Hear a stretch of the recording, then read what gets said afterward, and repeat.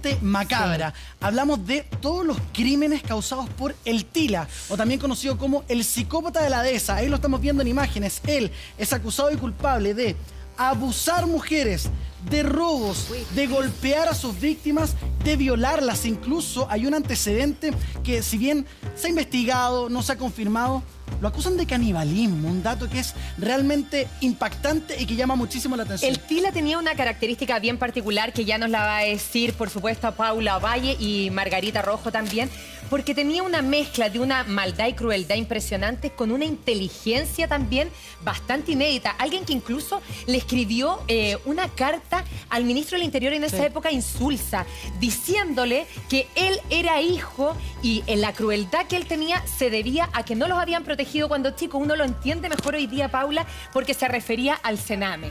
Absolutamente. O sea, este es un caso, muy buenos días a todos en sus casas.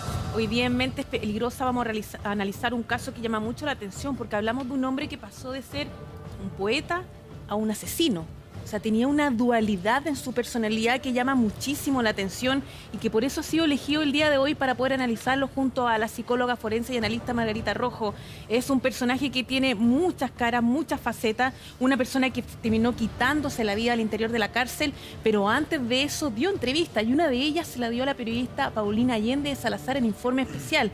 Una entrevista notable, donde da cuenta claramente de la forma en que él enfrentaba cada uno de los cargos que se le imputaron en su momento, cargos que él prácticamente minimizaba, que él trataba de justificar y siempre presentándose como la víctima en toda esta historia. Es realmente impresionante. No deja de llamar la atención escucharlo a él. A continuación ustedes lo van a poder escuchar también de cómo enfrentó esos cargos, de cómo trató de justificarlos, pero más aún entender cómo funcionaba esta mente peligrosa. Mentes Peligrosas.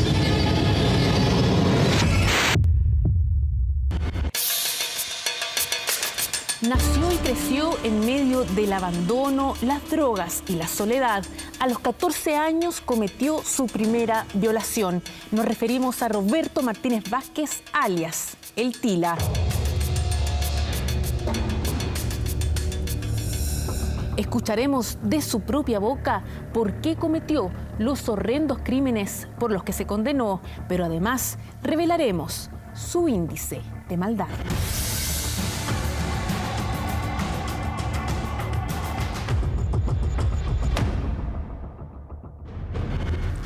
No hay quien se olvide de esta crónica roja, una de las peores conocidas en el registro policial chileno.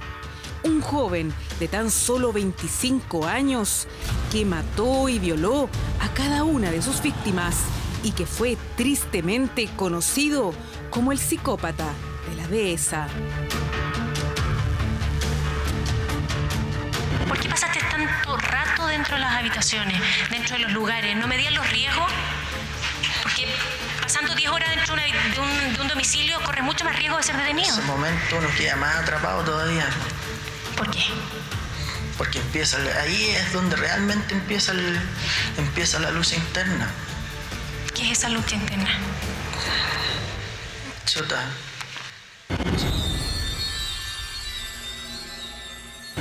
Una mente peligrosa que se formaba a una corta edad, ya que a los 13 años cometería sus primeros crímenes, siendo este el antecedente más premonitorio de lo que vendría en la macabra historia que escribió para su vida. Una que estaría marcada por su infancia completamente disfuncional. Roberto Martínez Vázquez, conocido como El Tila, nació en abril de 1976. Hoy tendría 41 años, pero su vida estaba marcada por la muerte. Su madre tenía otros 2 hijos, ambos de padres diferentes. Vivía en una casa en José María Caro. Allí creció prácticamente solo. De hecho, se dice que cuando debían salir los mayores de la casa, lo dejaban amarrado. Sus figuras paternales estaban envueltas en el consumo de la pasta base.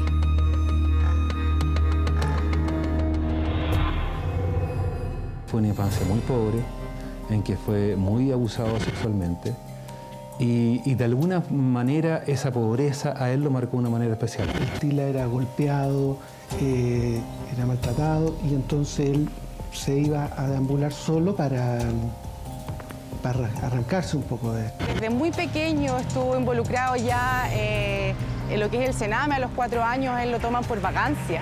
Es ridículo un niño de 4 años, ¿no? En negligencia, ¿no? Padre ausente, mamá esquizofrénica, según lo que él señala y que se puede constatar a veces por los vecinos.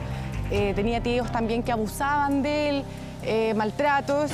En ese contexto se crió y pasó gran parte de su vida en centros de readaptación de menores y en diversas poblaciones.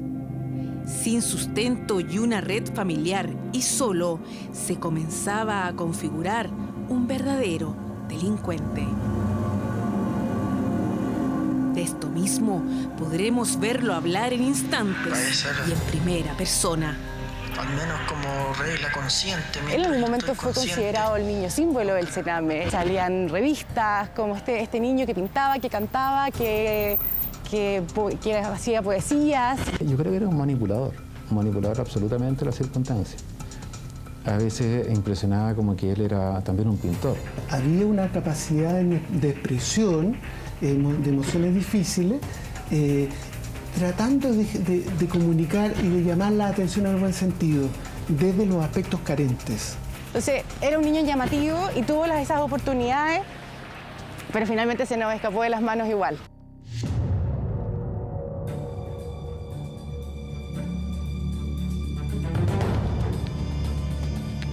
Margarita, en este caso en particular tenemos una persona con historial de violencia desde la infancia, abuso de drogas. Él habló en algún minuto de violaciones, de abusos sexuales. Una infancia demasiado dolorosa, muy difícil.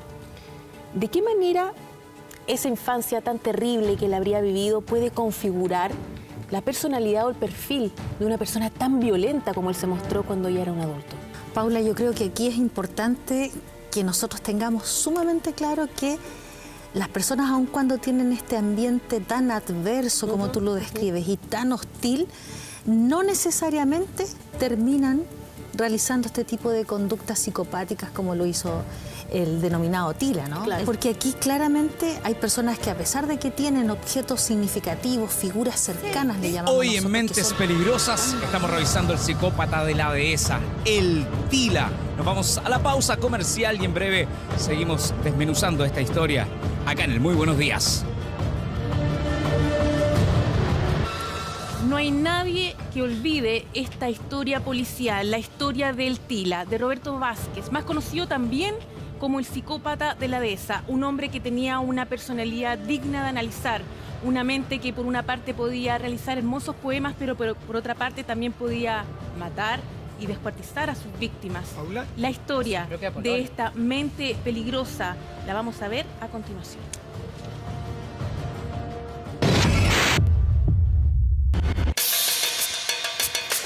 Nació y creció en medio del abandono, las drogas y la soledad. A los 14 años cometió su primera violación. Nos referimos a Roberto Martínez Vázquez, alias el Tila.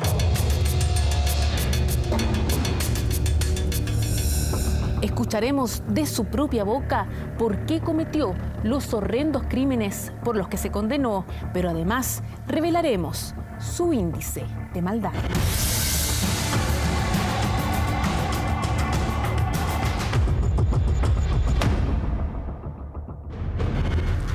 No hay quien se olvide de esta crónica roja, una de las peores conocidas en el registro policial chileno. Un joven de tan solo 25 años que mató y violó a cada una de sus víctimas y que fue tristemente conocido como el psicópata de la dehesa. ¿Por qué pasaste tanto rato dentro de las habitaciones, dentro de los lugares? ¿No medían los riesgos? Porque pasando 10 horas dentro de un domicilio corre mucho más riesgo de ser detenido. En ese momento uno queda más atrapado todavía. ¿Por qué? Porque ahí es donde realmente empieza la luz interna. ¿Qué ¿Qué es esa lucha interna? Chuta.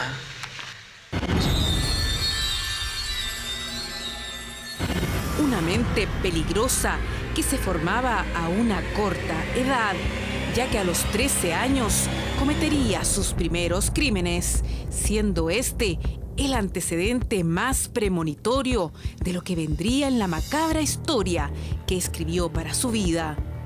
Una que estaría marcada por su infancia completamente disfuncional.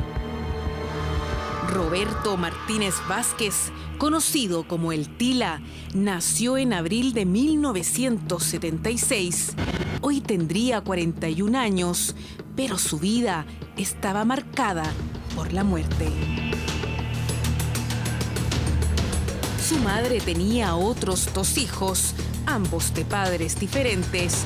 Vivía en una casa en José María Caro.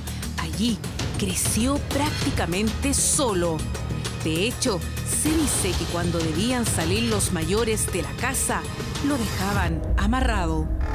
Sus figuras paternales estaban envueltas en el consumo de la pasta base.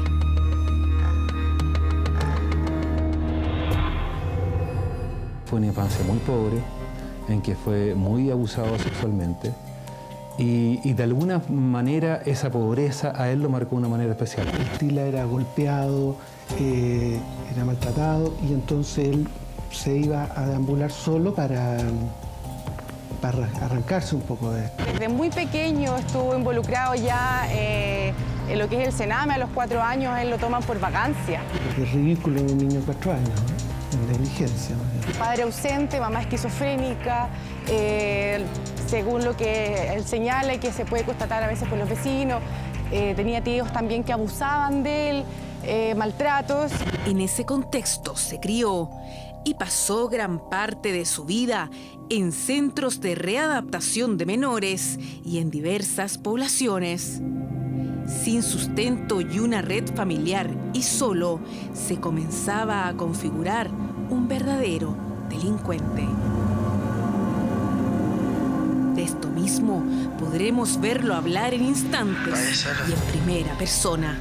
Al menos como regla consciente. Él en algún momento fue considerado el niño símbolo del Sename. Salían revistas como este niño que pintaba, que cantaba, que hacía poesías. Yo creo que era un manipulador absolutamente de las circunstancias.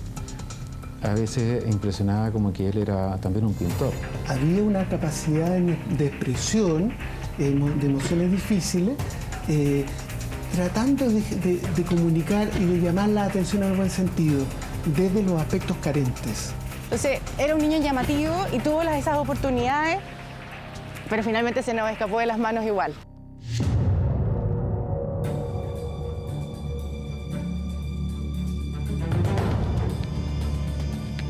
Margarita, en este caso en particular tenemos una persona con un historial de violencia desde la infancia, abuso de drogas.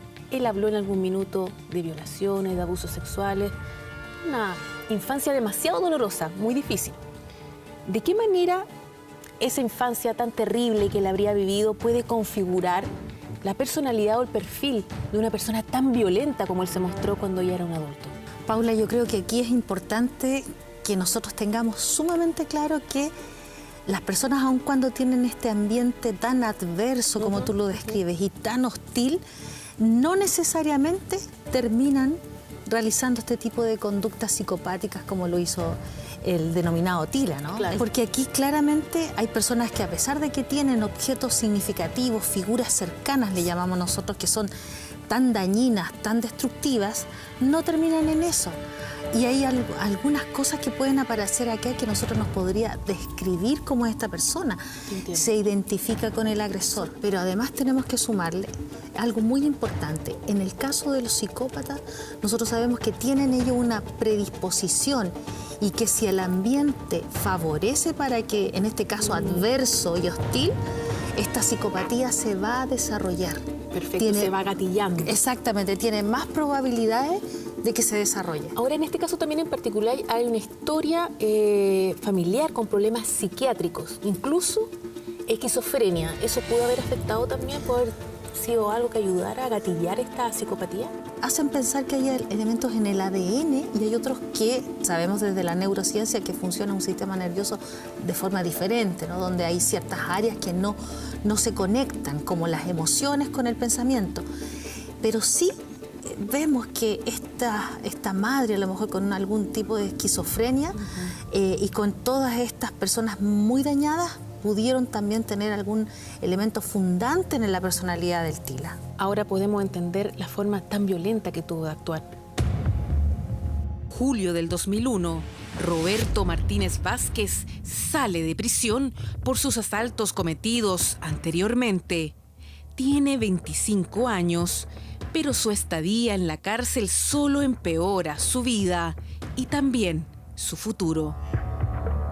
No alcanza a pasar un mes desde su libertad y una noche decide atacar en la comuna de Vitacura. Ingresa forzosamente al departamento de una pareja, los amarra, amenaza al hombre, viola a la mujer y pide un terno para vestirse. Luego, tal y como relatan y coinciden sus víctimas, el Tila se queja de la desigualdad social. Lo que el Tila siempre argumenta, o argumentaba él, que era producto de la sociedad, por las desigualdades presentes acá. Efectivamente, él le tocó el lado duro de la vida, le tocó vivir la pobreza, le tocó vivir el abandono. La violencia con la cual es tratada la familia, sus víctimas. Recuerdo el niño más pequeño, que lo encuentran agónico por la forma en que lo tenía amarrado y maniatado. A la nana la trata con especial cuidado y se preocupa de que, a pesar de que la reduce, pero que quede en una posición más cómoda. Sí, él hacía distinciones entre sus víctimas. El violento homicida y violador está suelto. El temor crece en la población y la policía desconoce al autor de los hechos. A nosotros como que nos deja un poquito en jaque cuando empezamos esta investigación, porque no sabíamos si nos encontrábamos con un violador en serie que, para despistar a la policía, sustrajo especies, o nos encontramos con un monrero, que es la jerga policial, el que entra a robar y se encuentra con la posibilidad o se da el medio como para violar. Pero como si eso no fuera todo, el joven delincuente volvería a atacar ante el horror de sus víctimas y también de las autoridades. ¿Sabes que algo que llamaba mucho la atención en el caso del Tila era la forma de operar dentro de la casa, el modo operandi? A él, evidentemente, actuaba con gran violencia, eso se repitió siempre, pero también como que le gustaba jugar como roles dentro de la casa. Llegaba, por ejemplo, amarraba al hombre y trataba a las mujeres como si fueran parte de su familia. Comía del refrigerador, tomaba los libros y empezaba a leer, trataba de filosofar de los libros, y no deja de llamar la atención cómo jugaba roles cuando estaba al interior de cada una de las casas donde no solamente asaltó y robó, sino que violó a las mujeres.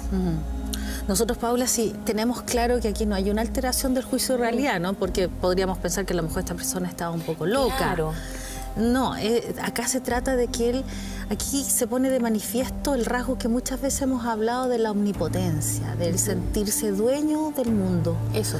¿No es cierto? De hacer lo que él quiera. Él distribuía los roles, él decía quién hacía tal cosa, si comía o no comía. Te fijas aquí, él de alguna manera pone su rol controlador, o sea, su rasgo muy controlador. Sí, era súper violento en ese sentido. Sí, yo creo que aquí nosotros podemos darnos cuenta de cómo él dirigía las cosas que él quería hacer. Pero aquí vemos otro tipo de omnipotencia, Paula, que es diferente a los que hemos visto en otros casos. Acá él domina el mundo, acá él domina todo lo que quiere hacer. Entiendo. Ahora, ¿de qué da cuenta un hecho súper particular que siempre ha sido recordado en el caso de Tila? Que él, cuando entraba a las casas, que eran casas de gente muy adinerada, a las mujeres las amarraba, las golpeaba con violencia, pero a la asesora del hogar, a la nana, no la tocaba por ningún motivo.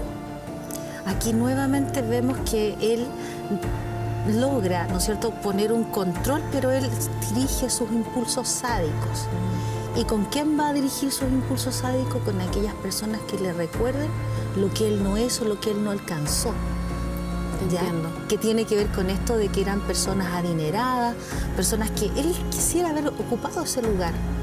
y a esas personas dirigía sus impulsos más sádicos. O sea, hay mucho rencor de por medio en ese sentido. Exactamente. Extremado, por cierto, porque todos podemos ser rencorosos, pero lo de él era muy fuerte.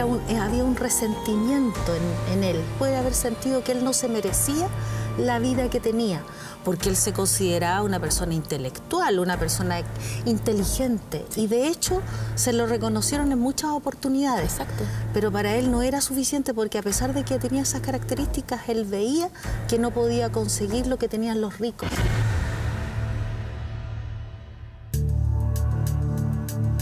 El 8 de mayo del 2002 marcaría el antecedente más impactante en el registro policial de El Tila.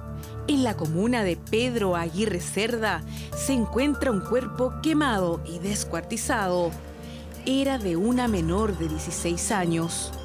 Los restos de la joven fueron encontrados en las cercanías de una línea férrea. Ella tenía 16 años, era una especie de polola, se juntaban, se drogaban juntos. Y la Brigada de Homicidio hace un trabajo sumamente sigiloso y profesional, como les corresponde a ellos, y da con un autor, que era la pareja de Maciel en ese entonces, pero nunca se pudo relacionar que ese autor era el mismo autor del Huinganal, del Rosal, de Bartolomé de las Casas y del que tenía en este momento tanto un magistrado como la policía en jaque. Porque la mató, la descuartizó y la quemó. El estado del cuerpo daba cuenta de la brutalidad del ataque. Golpes, estrangulamiento y cortes por cuchillos. Quien había sufrido todo esto fue la entonces pareja del Tila, Maciel Zúñiga Pacheco.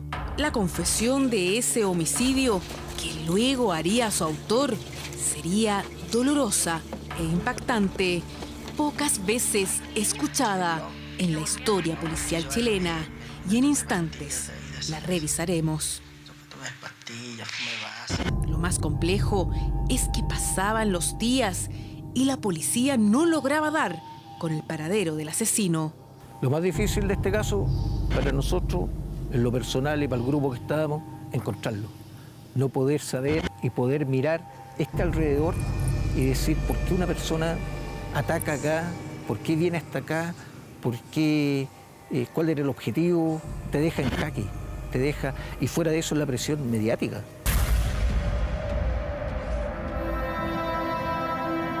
Es impactante ver que cuando se le hicieron las pruebas psicológicas, las psiquiátricas a este hombre, los especialistas determinaron que tenía un nivel intelectual por encima del promedio. O sea, era más inteligente que el resto de los comunes, ¿no es cierto?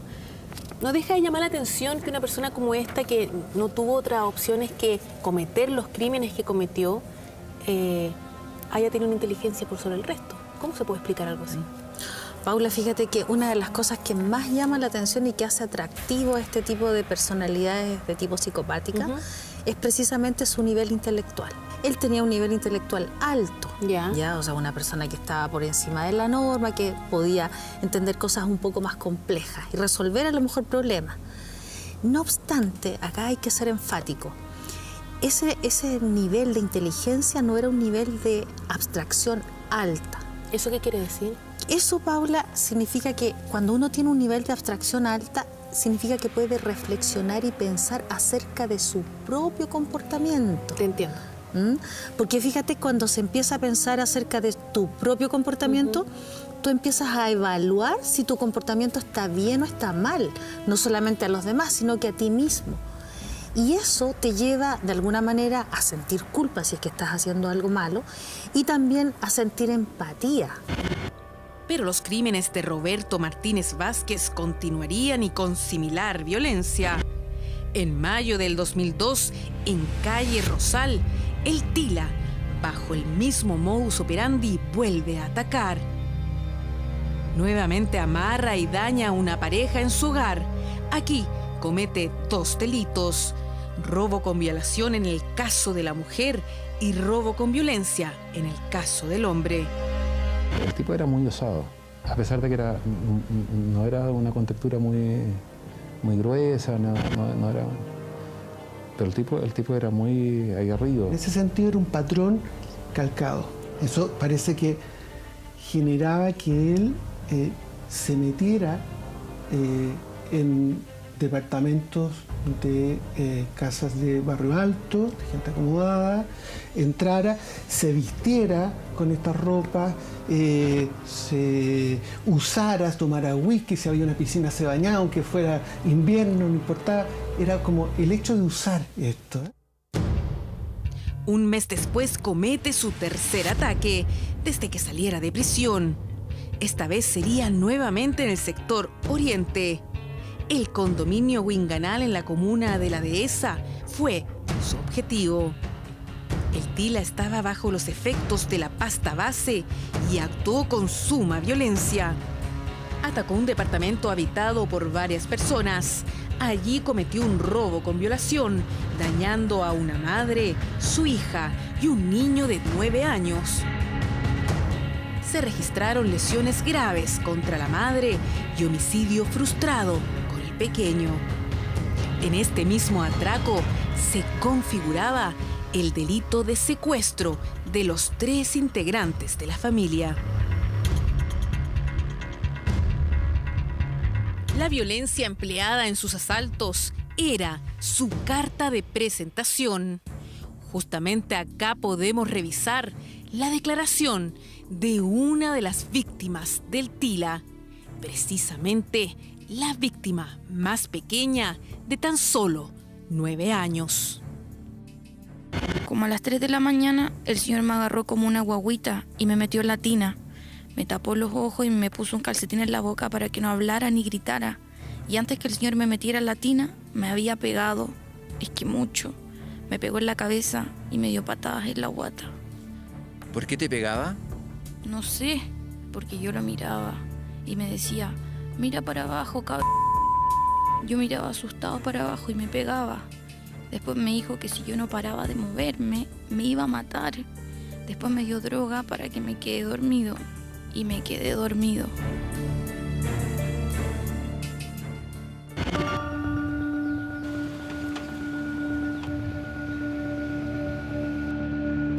Sergio, tú estuviste acá, llegaste ese día al sitio del suceso, podemos ver la piscina, ¿cierto?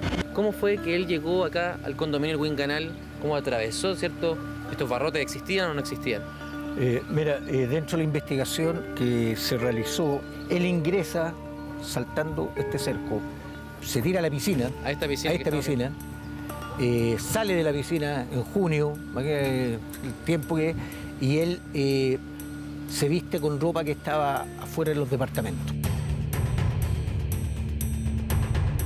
No deja ningún rastro que nos indique a nosotros, digamos, una secuencia de poder darnos cuenta de que es una persona que sale de una piscina, camina, lo que le favorece el pasto. Ahora, tú tienes que entender de que él iba descalzo. En el mes de junio, invierno, húmedo, entonces a nosotros nos desconcertó en ese momento. Se vistió con ropa ajena que iba sustrayendo e ingresó subiendo, escaló hasta el segundo piso y entró por el ventanal que daba un dormitorio. Se repetía un patrón en sus delitos. 3 oportunidades, 3 departamentos situados en un segundo piso y teniendo como objetivo la violación de las mujeres que allí habitaban. Que reventó la bomba con el Winganal y empezaron a unir clavos de a poquito. No fue una cosa lo que sospecharon que fuera Roberto Martínez, sino que fueron varias cosas que fueron sumando. Y notaron algunos detectives que estos 3 casos eran muy parecidos. Los 3 hechos que nosotros estábamos manejando en ese momento a través de lo que pasó en el Winganal y apariciones de otras denuncias y las víctimas contactándose con la policía, empezamos a darnos cuenta de que estamos hablando de una persona que el modo operandi era similar. Son parejas donde llega este delincuente, los ataca, los amarra, a las mujeres las viola frente del marido. No solo los viola, los roba y se va, sino que él se queda durante toda la noche. En los 3 casos, él se queda durante toda la noche, se toma los tragos de la casa, saca los cigarros, ve tele. Él se queda durante toda la noche en las casas que estaba atacando. Después sacaba la ropa de los dueños de casa y se iba. Porque nosotros no sabíamos que era la misma persona, sino que tratamos de asimilar que era algo particular que se repetía. Un joven un vocablo no muy vulgar, pero violento. Por ejemplo, al niñito a quien trata muy violentamente, lo recrimina diciéndole que él es rico, de que se queja si lo tiene todo. Él tenía no sé, algún sentimiento de privación. Todos estos detalles fueron analizados pericial y científicamente por los investigadores. Y cuando se empieza a buscar al Tila, uno de los rasgos que se empieza a pesquisar es la herida que una de las damas que se enfrentó a él, víctimas de él, le había propinado con un cuchillo de comida en la espalda.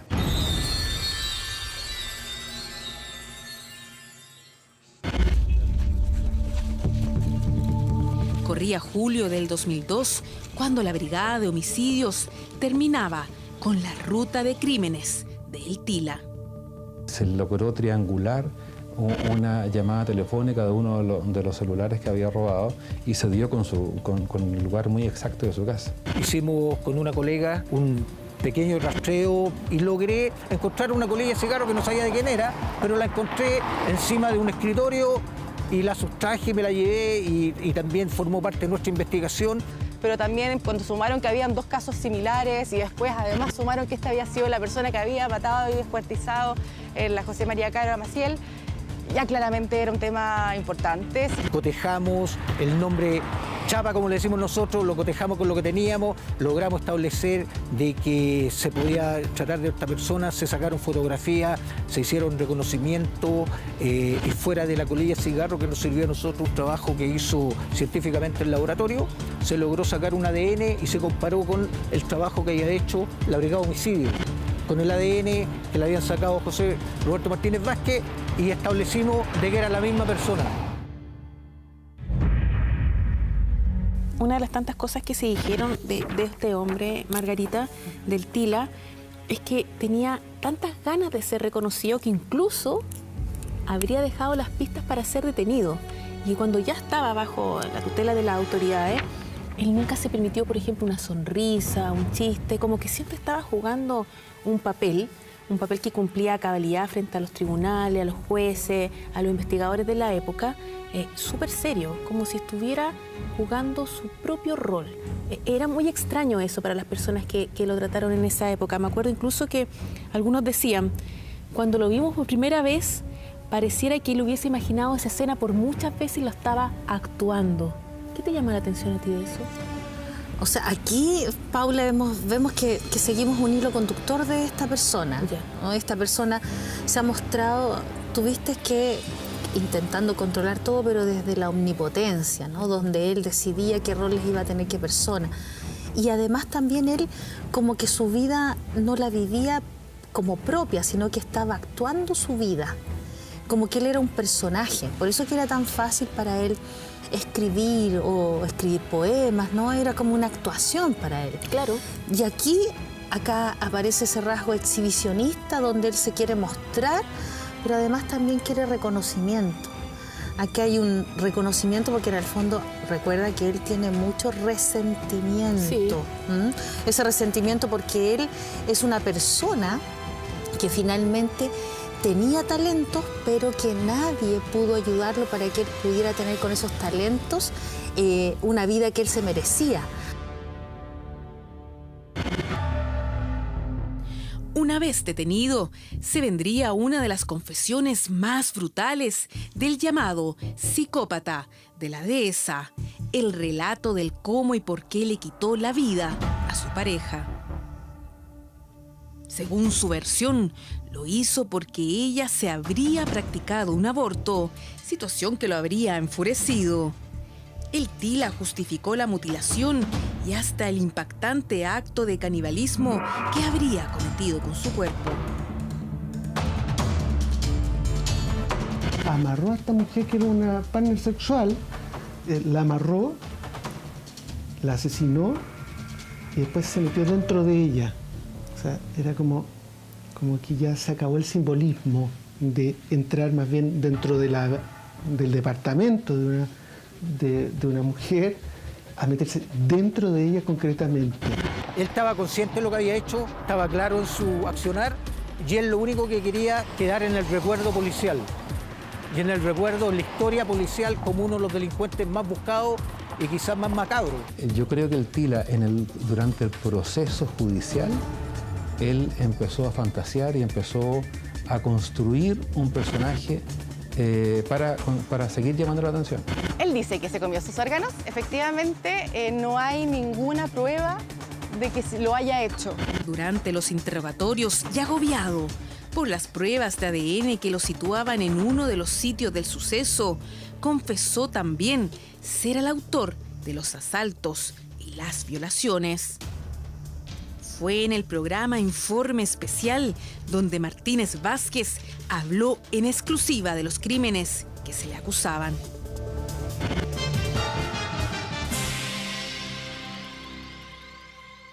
Tú manejas los fármacos, las pastillas, las amarras. ¿Eso lo aprendiste cómo? ¿Lo aprendiste con tu mamá enferma o lo aprendiste en la calle? ¿Dónde aprendiste? En dos partes. La primera parte, que es amarrar las manos, la aprendí en el Hospital Roberto del Río. ¿Cuando estuviste interno? Sí. ¿Por qué estuviste interno? Me llevaba a mi interno, no sé por qué. Pertinético, cosas así. ¿Y los fármacos? ¿El uso de pastillas? De observar, de ver a mi mami, de ver sus efectos, de los que consumía yo, de todas esas cosas. Las drogas que entregabas a tus víctimas, muy bien dosificadas. ¿Qué, no te acuerdas? Sí, algo habló al juez, me preguntó sobre eso. Yo creo que ya en el momento de minimizar no el daño, sino que minimizarle el dolor. Minimizarle el dolor, sedarlo. ¿Mantener el control? ¿Es para ti importante mantener el control? ¿Mantener el control de qué? Dominar las situaciones, demostrar que eres más fuerte. No. Solamente el hecho de proveerme tiempo para irme luego, pensar cómo irme. Pero si pasabas la noche entera. No solo pasabas la noche entera, te bañabas y te ibas. De indecisión. Siempre he tenido ese problema. Roberto, hay 9 meses entre el primer asalto conocido y el segundo asalto relevante. ¿Qué pasó entre medio en tu vida? Hay 9 meses en blanco en tu vida. ¿Hay más asaltos que no se han dado a conocer? Para mí no fueron en blanco. Para mí fueron sufrir de miseria. Para la gente que no me conoce fueron en blanco. Pero en esos 9 meses, ¿hay más asaltos, Roberto? No. Robo, pero ninguno de la integridad de las personas. ¿No hubo más violaciones en esos 9 meses, Roberto? No. Ninguna. Entonces en la dehesa me dices que actuaste solo. Sí. En el Rosal actuaste solo. Sí. En Vitacura me dices que no actuaste solo. No. Y la Maciel me dices que no la mataste. Sí me reconoce la violación a la alemana. Sí, ahí participé. Que no es lo mismo que yo haya sido solo. Eran 3 personas. Sí. ¿En el asalto en Locurro también hubo violación? Sí, creo que sí. 5 personas. ¿Entraron 5 personas? Sí. Se habló de menos en la oportunidad. Se habló de menos en esa oportunidad. Fuimos 5. ¿Cómo estás cuando piensas en tus pares que de alguna manera repudian lo que hiciste? Tú no eres respetado entre tus pares en este minuto. ¿Sientes miedo? Sí, vergüenza. Pero dentro de mis pares, al menos casi todos traen casi la misma historia que yo, así que todos necesitaron oportunidad en su momento y lo que se les ofrecieron fueron migajas, así que por esa parte espero que me comprendan. Pero tus padres te repudian porque eres un violador, Roberto. ¿Y tú sabes lo que le hacen a un violador? Sí. ¿Te da miedo eso? ¿Te da miedo eso? ¿Te da miedo las repercusiones que puedes tener? Hubo un tiempo en que le tuve miedo a eso. Hubo un tiempo. Pero ya como a los 16 años le perdí el miedo a eso. ¿Por qué? Es otro miedo.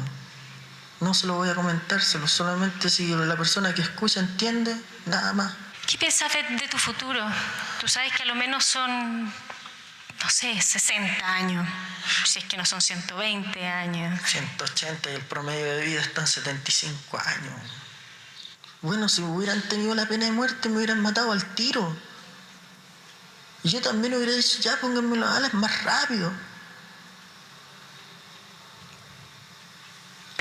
Pero todavía creo que todavía me queda un resto de personas.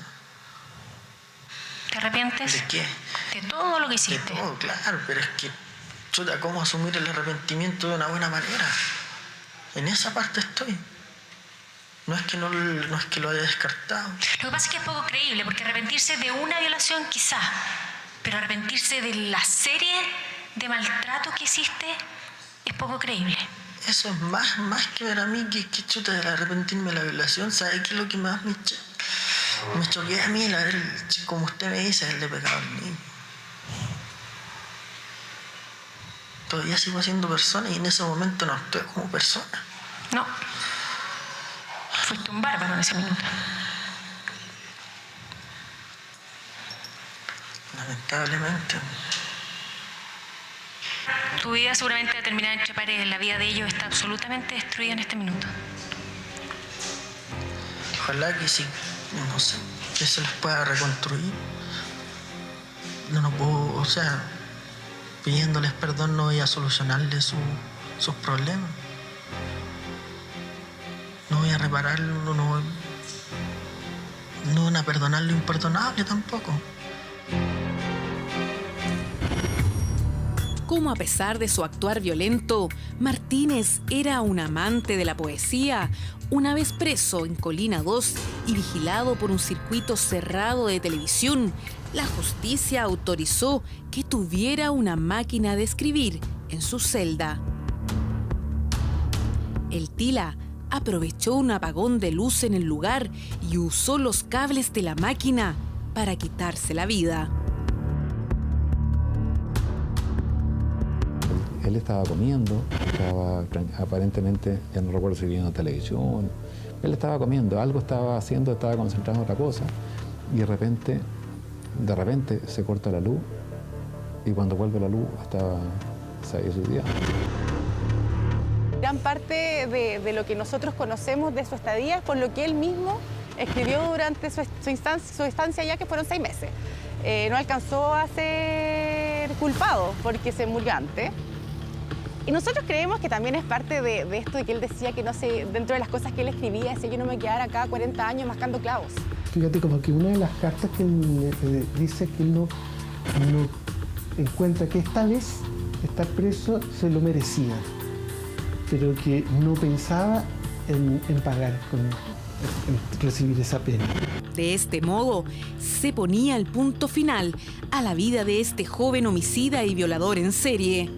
El Tila siempre clamó ser víctima de un sistema que nunca le permitió surgir y vivir dignamente.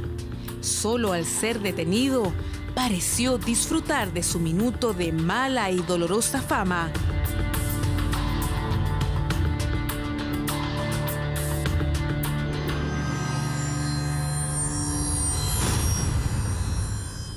Roberto Martínez aprovecha la primera oportunidad que encuentra para quitarse la vida solo 5 meses después de que fue detenido.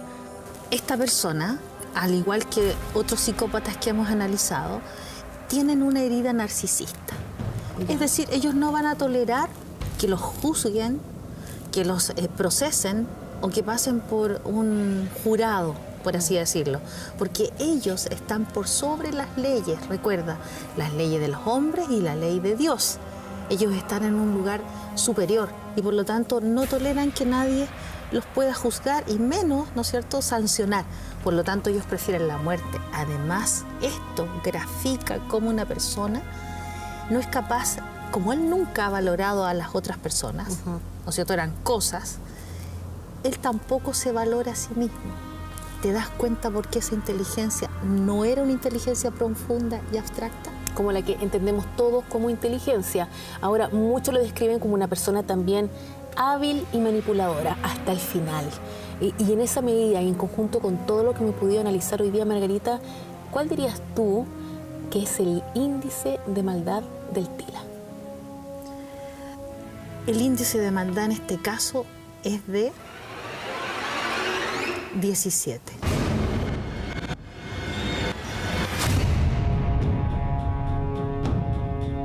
¿Y sabes por qué? Porque aquí, si bien es cierto, no se pudo establecer fehacientemente los hechos, dado que él se suicidó y no continuó la investigación, existen muchos elementos. Recordemos, Paula, que aquí estamos frente a una desviación sexual importante, o sea, había una sexualidad perversa. Hay asesinatos, hay torturas. Cuando él ingresaba a las casas, torturaba. Él tenía un importante nivel de sadismo, de exhibicionismo también. Y eso hace que él configure ese índice de maldad. Es peligrosas. Se refirió a sus víctimas de alguna manera especial, justificaba todos sus actos y jamás hizo un mea culpa respecto de la forma violenta que tuvo de actuar.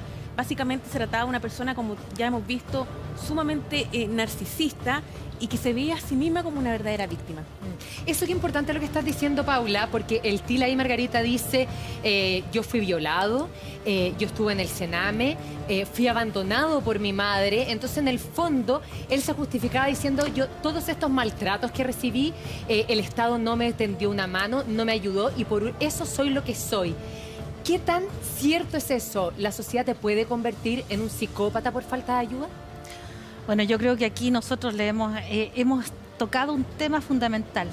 Fíjate, María Luisa, y los que están escuchando en sus casas, no todas las personas que son sometidas a este ambiente tan adverso, tan cruel, tan sádico, terminan cometiendo este tipo de conductas criminales. Eso es sumamente importante. Hay personas que inclusive han tenido una vida mucho más adversa, mucho más violenta, pero que no necesariamente terminan siendo criminales. Ahora, otro elemento que se suma, y yo creo que es muy importante, es que lo que decía el doctor Florenzano, o sea, aquí lamentablemente, aun cuando las condiciones ambientales hubiesen sido diferentes, él trae una predisposición. Por eso nosotros hablamos de maldad. O sea, acá hay una conciencia de maldad. Él tiene juicios de realidad, por lo tanto hay un libre albedrío. Él podría haber decidido, pero aquí pesa más elementos, por ejemplo, del sistema nervioso que funciona de una manera diferente, o algunos podrían decir acá hay un ADN diferente. Acá hay una predisposición a ser malo, a hacer daño. Independiente de la vida que te tocó vivir. Exactamente, o sea, yo diría que aquí pesa mucho más esos elementos que el aspecto ambiental, porque si no tendríamos que pensar que todos los niños que tienen esa vida adversa o que han pasado por ese hambre terminan cometiendo estos crímenes tan graves. Ahora sí, podrían tener conductas antisociales, que es muy diferente a ser un psicópata. Las declaraciones que le entrega también son bien impactantes, porque cuando se le plantea la posibilidad de un arrepentimiento, él dice, no sé si el arrepentimiento es lo correcto. O sea, él ni siquiera también, lo que tú decías, Paula, hace un mea culpa de lo que hizo. Pero dice, me da vergüenza. Que claro, en una ocasión, recordemos que él hace muchos relatos cuando está en la cárcel, escribe poesía, va escribiendo su autobiografía. Y en una ocasión él dice, yo no creo estar loco, pero hacen falta solo 2 dedos de frente para que todo el mundo se dé cuenta que algo me falla. Entonces sí, hay un juicio de realidad, como plantea Margarita.